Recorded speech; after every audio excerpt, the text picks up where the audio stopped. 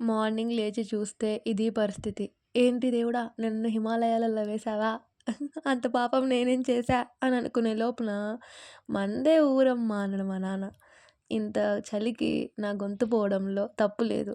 అలా అని క్ కాఫీ, టీలు పొద్దున్నే తాగే అలవాటు నాకు లేదు. అందుకని కొంచెం లెమన్ వాటర్ పెట్టుకొని దాన్నే ఊదుకుంటూ తాగుతున్నా.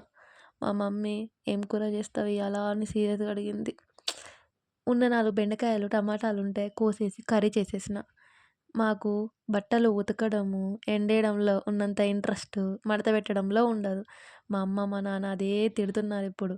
బట్టలన్నీ ఆడేస్తది. వాటిని మడత పెట్టదు. ఏం లేదు కొంటది, ఆడ పడేత్తది, ఏసుకుంటది. ఇయే ఇంకా.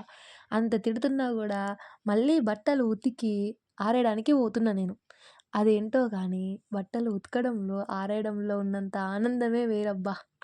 సాయంత్రం పూట వాటి మీదకొచ్చి తీసుకొని పోతే ప్రశాంతంగుంటది. కానీ ఎండేయం. రిపబ్లిక్ డే అని స్కూల్లో అవి నేర్పిస్తున్నారు. అదేమంటారు March fast. Done done done అని కొట్టుకుంటా నా చెవులు పోతున్నాయి రోజు ఇంత సౌండ్ వినలేక. ఇంకేముంటదబ్బా! ఇంక కిందికొచ్చేసి వేడి వేడిగా దోసలేసుకొని చక్కగా కూర్చొని తింటున్నా. తినడం అయిపోయిందా అక్కా అని అంటారేమో. మంచిగా సినిమా చూసుకుంటా తింటున్నా. ఏం సినిమా అంటే 'ఆనంద్'. శేఖర్ కమ్మాల. 'ఆనంద్' సినిమా ఎవరికిష్టం ఉండదు చెప్పండి? నాకైతే భలే ఇష్టం. ఆ క్యారెక్టర్ సేమ్ నాలానే అనిపిస్తది.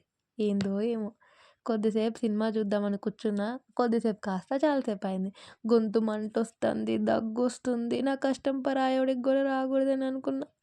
ఇంకేముంది స్నానం చేసేసి ఒక న్యాపేసాను. అంతలోపల ఈవినింగ్ అయిపోయింది. మనకు రొటీన్ డాబా పైకొచ్చేసినాం. సన్న తాతకి, సన్న మామకి హాయ్ జెప్పేసినాం. దూల పిల్లగాళ్ళం అస్సలుకోం. ఏదో దొరికిందని దాన్నంటే నా కాలు పట్టుకపోయింది. మళ్ళీ మా అమ్మకి జెప్పిననుకో నన్ను ఊత కొట్టుడు కొట్టిద్ది. నెత్తికి ఆయిల్ పెట్టిన. జస్ట్ ఇగ్నోర్ చేయండి. By by.